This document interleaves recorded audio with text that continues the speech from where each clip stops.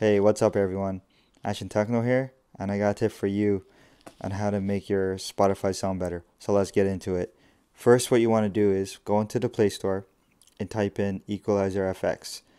So once that's done, you want to download it and open it. You're presented with a 5-band equalizer, and you got your effects, which has bass boost, visualization, and loudness enhancer. Your profile has your sound presets, and personally this is the way I have mine set up. So this is from the super bass effects. I have my bass boost on and I have it about 75%. I got my visualization off because it has a bit of an echo effect. I'm not really down with that. Loudness enhancer about 80%, and profiles I have my super bass because I find that this gives me more punch on the bass.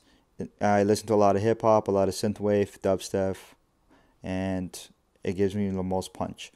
So after that, what you want to do is you want to go into the Spotify app, and what you want to do is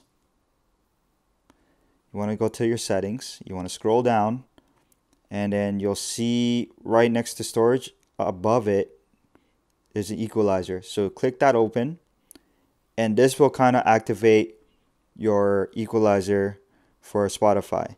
So I'm telling you right now, this gives you the most punch. I tried it on the Honor 10, which I'm recording on right now, the LG V30, the Samsung S9, the Note 9, and it seems to give a better punch in your music.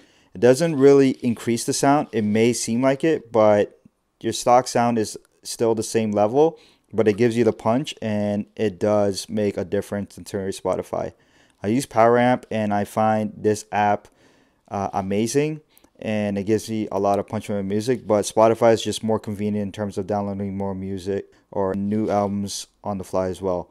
And the only thing that was lacking was the sound quality, and I kind of hated it, but now this has pretty much solved it.